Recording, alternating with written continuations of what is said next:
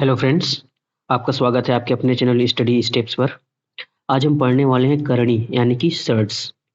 आज के चैप्टर पे आज का जो हमारा टॉपिक है करणी सर्ट्स, इसे हम सीखेंगे कि करणी कहते किसे हैं, करणी का जोड़ और घटाव कैसे करते हैं और करणी को हम पहचानेंगे कैसे।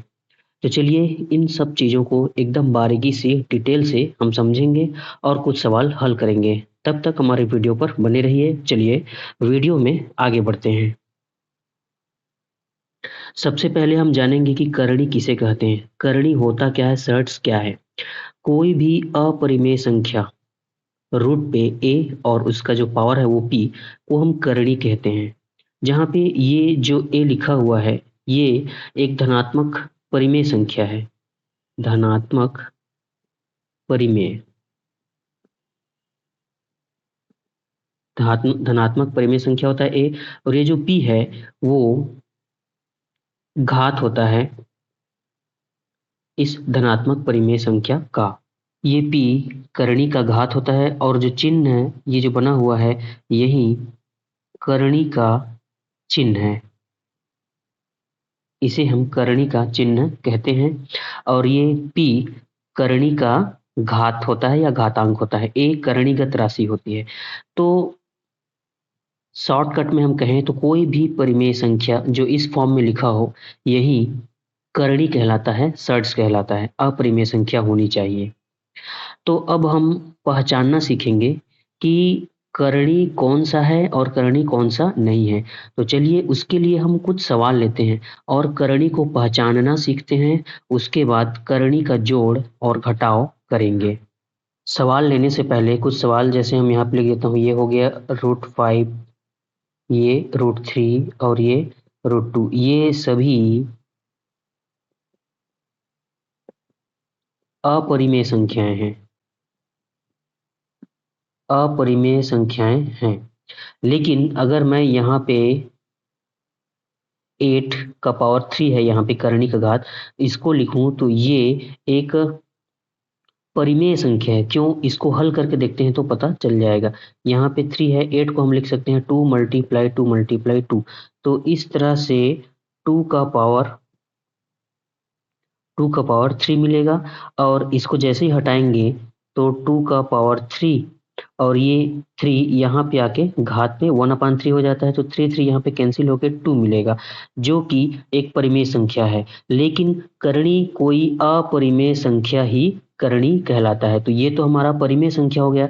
तो 8 करणी का घात 3 ये हमारा करणी नहीं कहलाएगा क्योंकि ये एक परिमेय संख्या प्राप्त हो रहा है। यहाँ पे अगर हमें अपरिमेय संख्या प्राप्त होती तभी हम उसे करणी कहते। चलिए कुछ उदाहरण के माध्यम से इसको और अच्छे से समझते हैं। यहाँ पे √5, √3, √2 ये अपरिमेय संख्याएं हैं और यही करणी भी कहलाती हैं। तो इन्हीं से संबंधित कुछ सवाल चलिए ले लेते हैं।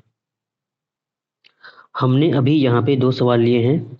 करणी के अंदर में 5 प्लस √9 और यहाँ पे √3 है। तो हम पहचानेंगे क्या ये परिमेय संख्या है, यानी कि क्या ये करणी है।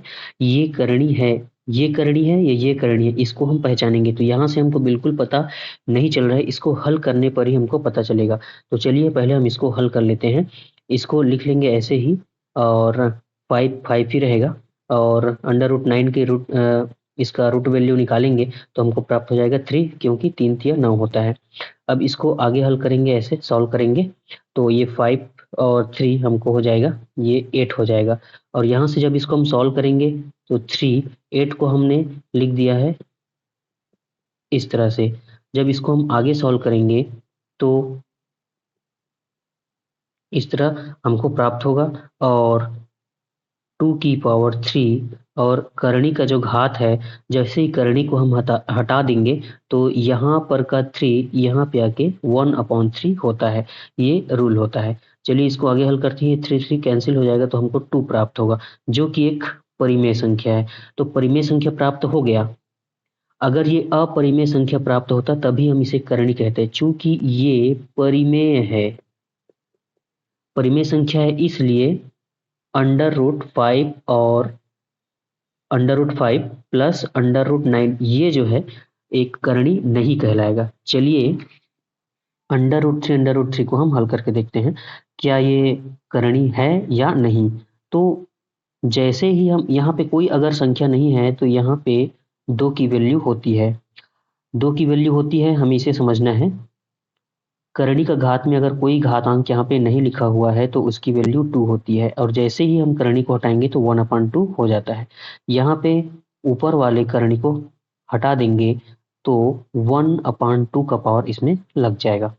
अब इसको आगे सॉल्व करेंगे, ये जो करणी लगा हुआ है इसको भी हटाएंगे तो वो भी 1/2 का पावर हो जाएगा, और ये 1/2 पहले से लगा हुआ है। तो जब इसको आगे सॉल्व करेंगे तो ये मल्टीप्लाई हो जाएगा, 1 1 जा 1 और 2 2 जा 4, ये 2 दूनी 4, 1 1 कम 1, तो ये हो गया। अब इसी को, अब जब ये घात बन गया तो ये जब घात बन गया तो इसको आगे हल करेंगे, करणी लगा देंगे तो 3, अब 1/4 था, यहाँ पे आगे 4 हो गया, ये हो गया 4 और ये हो गया 3। अब देखिए ये वापस से हमको अपरिमेय मिल गया, अपरिमेय। तो यहाँ पे हमको ये अपरिमेय मिल गया, मतलब अंडर रूट थ्री यह एक करणी है, और यह करणी नहीं है, यह करणी है। इस तरह से हम इसको सॉल्व करके पता लगा सकते हैं कि कोई भी संख्या करणी है या नहीं है। अब चलिए